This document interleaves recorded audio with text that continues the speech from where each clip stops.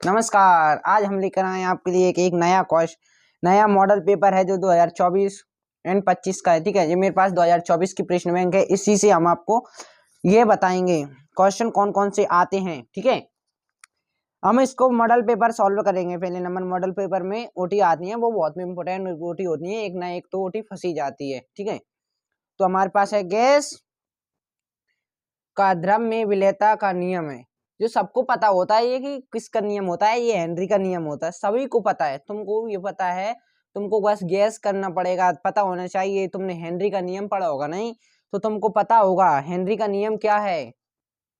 Henry का नियम था गैसों में द्रव्यों की विलेयता को हेनरी का नियम कहते हैं। ठीक है, हम हेनरी का नियम भी बता देंगे आपको। वह कारक जो कि विलयन की चालकता को प्रभावित करता है, जो ध्यान रखना, विलयन की चालकता किस तनुता उसकी चालकता प्रभावित नहीं करता। ठीक है, विद्युत अपघट्य की प्राकृतिक उसकी प्राकृतिक कैसी हो उससे प्रभावित नहीं करता। तापक्रम पर भी प्रभावित नहीं करता। ठीक है, उपरोक्त में से कोई नहीं, यानी जो सबको प्रभावित करते हैं, मतलब ये है नहीं, ये सब प्रभावित करते हैं। उपरोक्त में से कोई नहीं है जो प्रभावित नहीं करता। ठीक है, वह कारक जो विलयन की चालकता को प्रभावित नहीं करता है, प्रभावित नहीं करता। जिसने वो पूछा है, जो किसी चालक होता है, ठीक है, मान के लिए एक विलयन है, उसकी चालकता है, उसको प्रभावित ना करे, ना कि नुकसान ना पहुंचाए। प्रभावित का मतलब होता है नुकसान नहीं पहुंचाए, तो उसको ही कहते हैं। ठीक है, तो इसमें क्या है, तनुता विद्युत अपघट्य की प्राकृतिक तापक्रम उपरोक्त हो जाएगा। उपरोक्त कोई नहीं, जाका हो जाएगा हेनरी। ठीक है, जाका हो जाएगा उपरोक्त में से कोई नहीं। तीसरा है हमारे पास एनी, यानी निकेल कोबाल्ट। ठीक है, निकेल कोबाल्ट 4 है हमारे पास में। ठीक है, सीओ की ऑक्सीकरण अवस्था है दिखनी, तो इसमें सीओ की ऑक्सीकरण अवस्था होगी 0। ठीक है, इसकी जीरो कितनी ऑक्सीकरण अवस्था होगी 0। ठीक है, 0 होगी। विलियमसन संश्लेषण का उपयोग किसका निर्माण से किया जाता है। ठीक है, किसके निर्माण, सॉरी दोस्तों यहाँ में आ जाए, उपयोग किसके निर्माण से किया जाता है। उपयोग किसका निर्माण से किया जाता है, किसके होने थे, किसके निर्माण से किया जाता है। ठीक है, किसके निर्माण, जो कि विलयन संश्लेषण में अभिक्रिया में कौन सी अभिक्रिया में निर्माण होता है, किस चीज का निर्माण होता है, जो कि आपने पढ़ा होगा। विलयन अभिक्रियाएं हैं ये, विलयन संश्लेषण या रोजनमुंड अभिक्रिया, मूलक से अभिक्रिया होती है। इसमें क्या होता है, ठीक है दोस्त, मैं ध्यान दिया, विलयन संश्लेषण या अभिक्रिया, ठीक है, ये है। तो इसमें क्या होता है, क्या किसके कारण होती है विलयन संश्लेषण अभिक्रिया। तो विलयन संश्लेषण अभिक्रिया में निर्माण किया जाता है। जो विलयन संश्लेषण अभिक्रिया होती है उसमें किस चीज का निर्माण होता है, तो अपन को पता होना चाहिए किस चीज का निर्माण होता है। इसमें होगा फिनोल, या फिनोल नहीं होगा, इसमें ईथर का निर्माण होगा। ठीक है, 4 नंबर का हो जाएगा हमारा ईथर, ईथर का निर्माण होगा इसमें। ठीक है, ईथर का निर्माण होगा 4 नंबर। रोजनमुंड अभिक्रिया आपको पता होना चाहिए, रोजनमुंड अभिक्रिया कौन सी होती है। रोजनमुंड आपकी वार्षिक परीक्षा में आती है। ठीक है, ध्यान से याद कर लेना रोजनमुंड अभिक्रिया, जो कि वार्षिक परीक्षा के लिए बहुत इंपॉर्टेंट क्वेश्चन होता है। रोजनमुंड अभिक्रिया का मुख्य उत्पाद जो रोजनमुंड अभिक्रिया होती है उसके लास्ट में जो बचता है, उसके निर्माण क्या किस चीज का होता है, उसके बारे में पूछा है। निर्माण किस चीज का होता है, रोजनमुंड अभिक्रिया में निर्माण किस चीज का होता है। रोजनमुंड अभिक्रिया में निर्माण एल्डिहाइड का होता है। किसका, एल्डिहाइड का निर्माण होता है। दुर्बलतम क्षारक है, जो कि सबसे दुर्बल क्षारक है, जो कि सबको पता होता है, अमोनिया सबसे दुर्बल क्षारक होता है। ठीक है, दुर्बल अमोनियम है। ठीक है, अब रिक्त स्थान की पूर्ति कीजिए, जो कि हमारे पास बहुत इंपॉर्टेंट क्वेश्चन होते हैं। रिक्त स्थान को आपको ध्यान से भरकर आना है, क्योंकि उसमें कई सारी गलतियां होती है रिक्त स्थानों में। मोललता का मात्रक क्या होता है, ये सबको पता होना चाहिए। मोल प्रति ग्राम मोललता का मात्रक होता है। किस क्या होता है, मोल प्रति ग्राम मोललता का मात्रक होता है। ठीक है, ये रहा, मोल प्रति ग्राम मोललता का मात्रक होता है। वह युक्ति जिसमें रासायनिक ऊर्जा, वह युक्ति जिसमें रासायनिक ऊर्जा को विद्युत ऊर्जा में परिवर्तित किया जाता है, उसे हम कहते हैं, क्या कहते हैं, ये आप गेस करके बताना क्या कहते हैं। ठीक है, वह स्वयं अपने आप ध्यान से कीजिए, वह युक्ति जिसमें रासायनिक ऊर्जा को विद्युत ऊर्जा में परिवर्तित किया जाता है, ये कौन से आप ले सकते हैं। कुछ बैटरी में क्या लगता है आपको पता होना चाहिए, सेल। तो आप समझ सकते हैं क्या है इसका सेल आंसर होगा, या हाँ या ना में कमेंट में जवाब दीजिए, ठीक है। क्या होगा? सेल, सेल आंसर होगा इसका। वह क्या अगला 3 नंबर का है, वह समय जिसमें अभिकारक की सांद्रता उसकी प्रारंभिक सांद्रता की आधी हो जाती, वह कौन सा सेल होता है, ठीक है। एंड आप कुछ भी होता है, अर्धआयुकाल होता है, वो कोई हमें पता है, मेरे को पता होता है अर्धआयुकाल होता है, लेकिन मैं फिर भी आपको बता रहा हूँ, स्वयं अच्छे से बता रहा हूँ। वह समय जिसमें अभिकारक की सांद्रता, ठीक है, अभिकारक है उसकी सांद्रता उसकी प्रारंभिक सांद्रता की आधी हो जाती है, ठीक है, उसकी प्रारंभिक सांद्रता की आधी हो जाती है, यह अर्धायुकाल का होता है, ठीक है। संक्रमण तत्वों और उनके यौगिक का क्या कार्य करते हैं, संक्रमण तत्व और उनके यौगिक का क्या कार्य करते हैं, जो संक्रमण तत्व होते हैं वो किस चीज का कार्य करते हैं, ठीक है। संक्रमण तत्वों को किस चीज का उत्प्रेरक की तरह कार्य करते हैं, संक्रमण तत्व होते हैं वह कैसे उत्प्रेरक की तरह कार्य करते हैं, किस कैसे उत्प्रेरक की तरह कार्य करते हैं, ठीक है। फिनोल को जिंक चूर्ण के साथ गर्म करने पर क्या बनता है, फिनोल को जिंक से के साथ में जब हम गर्म करते हैं, जिंक का चूर्ण होता है, उसके साथ में जब हम गर्म करते हैं तो बनता है बेंजीन, ठीक है। क्या बनता है? बेंजीन बनता है। टोलेन अभिक्रिया क्या होती है, टोलेन अभिक्रिया बहुत कम आती है, लेकिन यह इंपॉर्टेंट होती है क्योंकि कम आती है पेपर में। टोलेन अभिक्रिया मैं आपको बता दूंगा कौन कौन सी, अभी बताऊंगा कौन कौन सी अभिक्रिया बहुत इंपॉर्टेंट होती है। मेरे पास मेरा फेयर है, ठीक है, उसमें से बता दूंगा आपको कौन कौन सी अभिक्रियाएं बहुत इंपॉर्टेंट होती है। अब ये इसका आंसर हो गया अमोनिकल AgNO3, ठीक है। अमोनिकल इसका सूत्र होता है AgNO3, ये सूत्र ये लिखा आता है कभी कभी, ठीक है। कभी कभी ये सही विकल्प ओटिन में जिनमें रिक्त स्थानों में आ जाते हैं, और कभी कभी ये रिक्त स्थान होते हैं सही विकल्प में भी आ जाते हैं, क्योंकि कुछ पढ़ता नहीं उसमें, इनकी जगह आप कुछ भी लिखा सकता है, उसे अपन सही करना। असत्य सत्य सत्य भी आ सकते हैं। वैसे डीएनए यूरेसिल नहीं पाया जाता, डीएनए में जो यूरेसिल होता है वह नहीं पाया जाता, ये किस में पाया जाता है, ये आप कमेंट करके बताना, ये यूरेसिल किस में पाया जाता है, ठीक है। एमीन ये असत्य है, डीएनए में यूरेसिल नहीं पाया जाता, ठीक है। अगला है हमारा सत्य डीएनए में यूरेसिल नहीं पाया जाता, ये सत्य है, ठीक है। एमीन की क्षारीय प्राकृतिक नाइट्रोजन परमाणु पर उपस्थित एकांकी इलेक्ट्रॉन युग्म के कारण होती है, सत्य है, ठीक है। जो इनमें एमीन होते हैं वह क्षारीय प्राकृतिक होते हैं, ठीक है। सबसे महत्वपूर्ण है इनमें ये क्या कहते हैं, एमीन, सॉरी दोस्तों मुझसे बोलत नहीं है, एमीन की क्षारीय प्राकृतिक नाइट्रोजन परमाणु पर उपस्थित एकांकी इलेक्ट्रॉन युग्म के कारण होती है, ठीक है।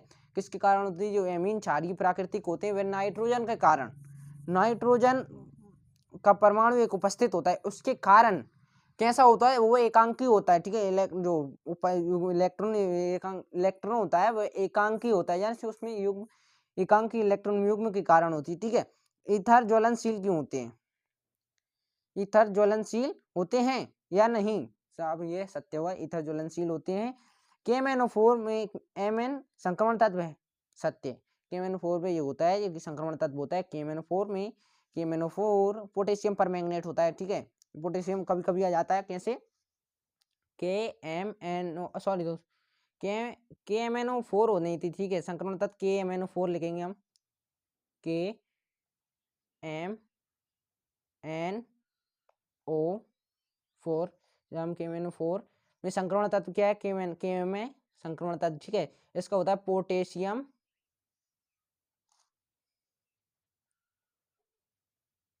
पोटेशियम पर मैग्नेट, सॉरी पर मैग्नेट, ठीक है, पोटेशियम पर मैग्नेट इसका सूत्र होता है।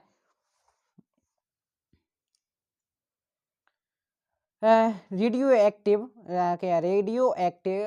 अगला है हमारे पास में 5वां, रेडियो एक्टिव तत्व का अपघटित शून्य कोटि की अभिक्रिया है, असत्य, ठीक है। रेडियो की शून्य कोटि की अभिक्रिया नहीं है, रेडियो एक्टिव एक तत्व होता है जो कि हमें पता है, रेडियो एक्टिव अपन उसमें पढ़ेंगे पदार्थ में, ये क्वेश्चन होता है रेडियो एक्टिव क्या है ये हम बता देंगे आपको। द्रव का क्वथनांक पर द्रव का वाष्प वायुमंडल दाब के से अधिक होता है, ये असत्य नहीं होता, ठीक है। द्रव का क्वथनांक वायुमंडल दाब पर द्रव का क्वथनांक, द्रव के क्वथनांक पर द्रव का वाष्प दाब वायुमंडल दाब से कम होता है, ठीक है, अधिक नहीं होता। वायुमंडल दाब से कम होता है, अधिक नहीं होता।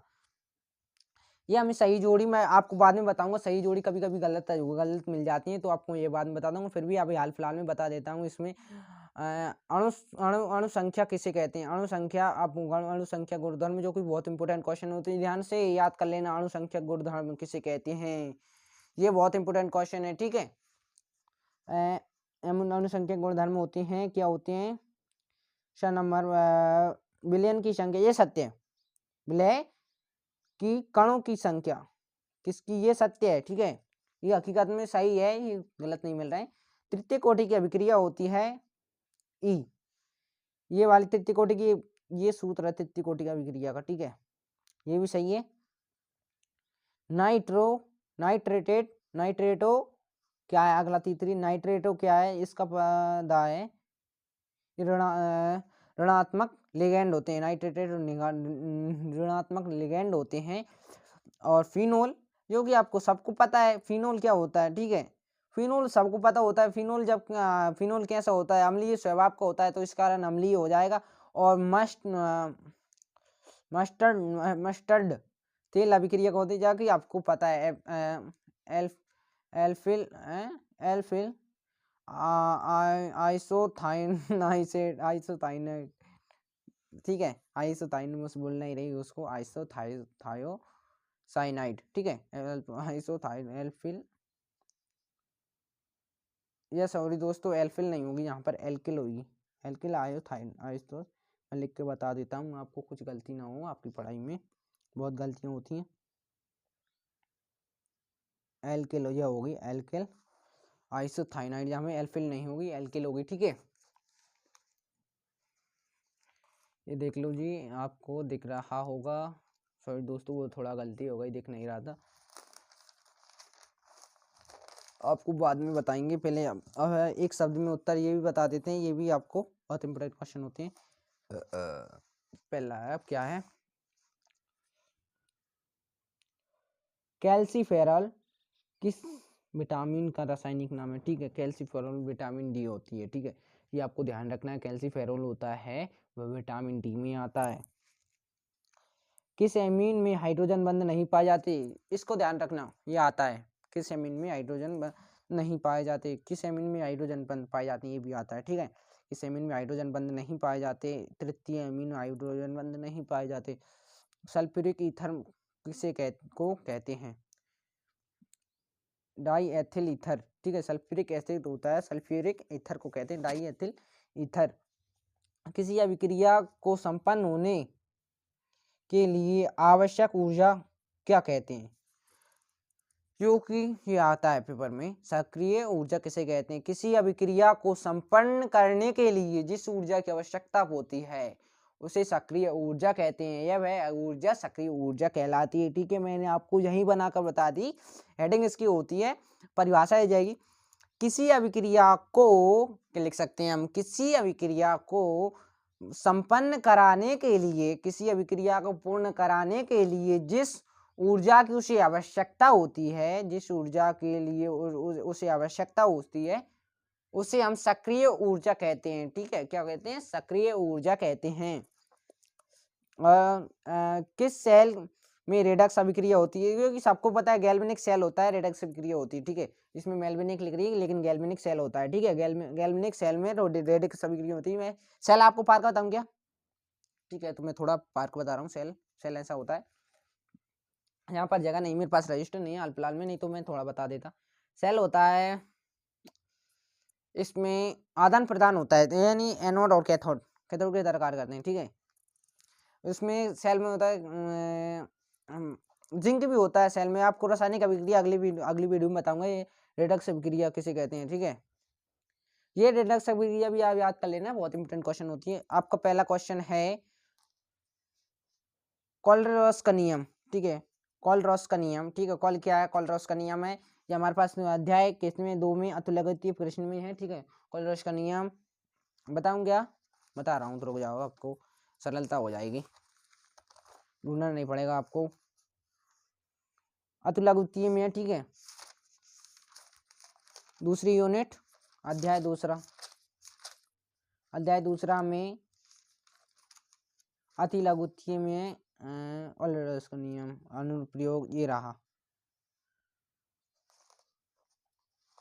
ठीक है, ये रहा क्वेश्चन। अब आप ध्यान से देख लीजिए, ध्यान से पढ़कर जाना इस नियम को। ये रहा, ठीक है, देख लिया, स्क्रीनशॉट ले लेना या फिर कुछ भी कर लेना। कॉल ये भी है कॉलरेज का नियम क्या है, और ये भी कॉलरेज का नियम है, ठीक है। ये दोनों एक, ये अनुप्रयोग के साथ में है, ये अनुप्रयोग के साथ में नहीं है, ये वाला इसमें ये वाला है नहीं, ये अनुप्रयोग के साथ में नहीं है, ये अनुप्रयोग के साथ में। अब तो इसलिए लिखने आना या, और आपके लिए एक नया क्वेश्चन बता दूं, संक्रमण किसे कहते हैं, ठीक है। जो संक्रमण तत्व किसे कहते हैं आपको ये भी याद, लेकिन संचारण किसे कहते हैं, ठीक है, ये आपको याद कर लेना, ये कि आपकी वार्षिक परीक्षा में आपको मिलेगा पेपर में, ठीक है। संचारण किसे कहते हैं। अगला क्वेश्चन है हमारे पास में, आपको ढूंढने में, आपको अध्याय विद्युत वाहक बल और विभवांतर में अंतर लिखिए, ठीक है। मैं बता दूंगा आपको, दूसरे कौन यूनिट में ही है, ये भी होता है 20 पर प्रश्न है दूसरे यूनिट में। किस में है, दीर्घवृत्तीय अतिलघुत्तीय उत्तरीय प्रश्न में 20 नंबर का है।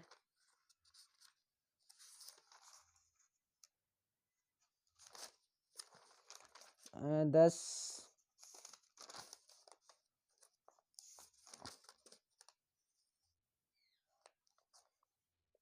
ये रहा, देख लीजिए, ठीक है।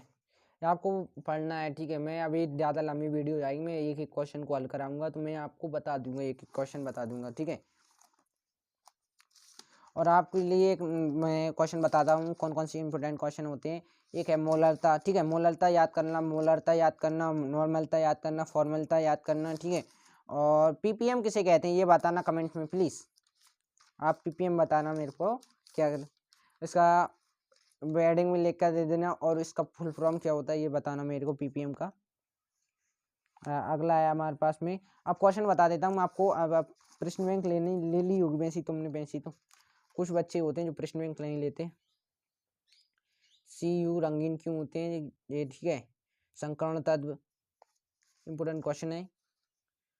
उपसंयोग यौगिक, आपको इसमें द्विक लवण याद करना है, अच्छे से याद करना, द्विक लवण, संकर्ण तत्व रंगीन, ठीक है।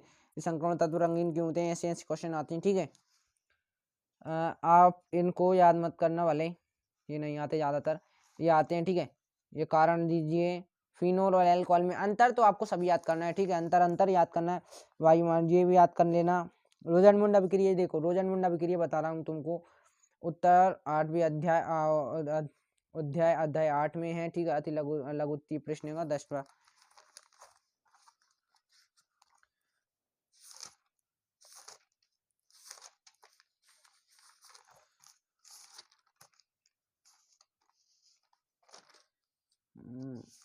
इतनी देखो, ये रही रोजन मुंडा विक्रिया, इसको याद कर लेना, अवश्य याद कर लेना। ये रही रोजन मुंडा विक्रिया, नंबर का है, ठीक है। ये रही रोजन मुंडा विक्रिया, कुछ नहीं है, बहुत सरल अभिक्रियाएं होती हैं ये, ठीक है। आपको अच्छे से याद करना है। फिर अपने पास में है केनिज़रो अभिक्रिया, बहुत इंपॉर्टेंट क्वेश्चन होती है, जो कि सबको आसानी से नहीं मिलती केनिज़रो अभिक्रिया, फिर भी आपको मिल गई है वो, जो मान लो 8 अध्याय से ही है, और फिर फर्स्ट है दीर्घवृत्तीय में केनिज़रो अभिक्रिया, ये रही हमारे पास में केनिज़रो अभिक्रिया भी है। सब दे दूंगा, आप कमेंट में तो बताओ, सब मिल जाएगा आपको, हर एक क्वेश्चन आप कमेंट में लिख कर दे देना, मैं क्वेश्चन आपको वीडियो बनाकर डाल दूंगा, ठीक है। किसी को भी जरूरत हो तो आप लिख कर भेज दो मेरे पास में, तो मैं डाल पाऊंगा। अब मेरे को तुम्हें कैसे पता होगा, मेरे को कैसे पता होगा तुमको ये क्वेश्चन चाहिए, तो मैं लिख कर हेडिंग और बिल्कुल सही दे दूंगा, आपको पूरे नंबर मिलेंगे, ठीक है। ये रही अगली केनिज़रो अभिक्रिया। फिर हमारी ज्यूटेराइन अभिक्रिया, ठीक है, ये याद कर लेना ज्यूटेराइन, ठीक है। ये भी बहुत इंपॉर्टेंट होती है। कुछ अभिक्रियाएं जो कि ज्यूटराइन अभिक्रिया होती है, ये नवीं अध्याय में है, ये भी इंपॉर्टेंट होती है ज्यूटराइन अभिक्रिया।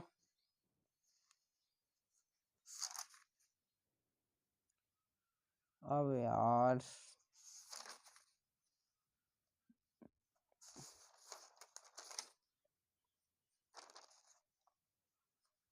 इसमें देखना पड़ेगा ज्यूटराइन अभिक्रिया, धीर उत्तरीय प्रश्न में फर्स्ट आइएगा।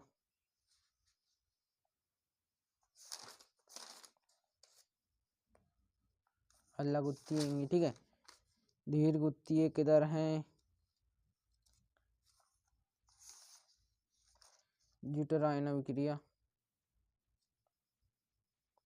धीर गुत्ती नहीं है, इसमें नहीं है। ज्यूटराइन अभिक्रिया मैं आपको भेज दूंगा, ठीक है। ज्यूटराइन अभिक्रिया या फिर मैं वीडियो बनाकर डाल दूंगा, ठीक है। ज्यूटराइन अभिक्रिया किसे कहते हैं, अभी इसमें नहीं है ज्यूटराइन अभिक्रिया, ठीक है। ये बात याद कर लेना, ये भी याद कर लेना। देखो ये आ गया क्वेश्चन, विलेयता को प्रभावित करने वाले कारकों को समझाइए। उसी में ओटीमी में आया था, ओटीमी में भी आया था, कारकों को समझाइए। प्रभावित करने वाले कारक वो आपने तनुता पढ़ा था, विद्युत अपघट्य की प्राकृतिक पढ़ी थी और तापक्रम पढ़ा था, उसको ही समझाना है, ठीक है। राउल्ट का नियम, ये बहुत इंपॉर्टेंट क्वेश्चन, बहुत सरल है और बहुत इंपॉर्टेंट क्वेश्चन है। राउल्ट का नियम ये आपकी वार्षिक परीक्षा में आपको अवश्य मिल जाएगा, ठीक है। राउल्ट का नियम ये वाला। संक्रमण तत्व देख लो, मूलक आ गए, D block, F block, D block और एफ ब्लॉक के तत्व को 5 प्रमुख अंतर दीजिए।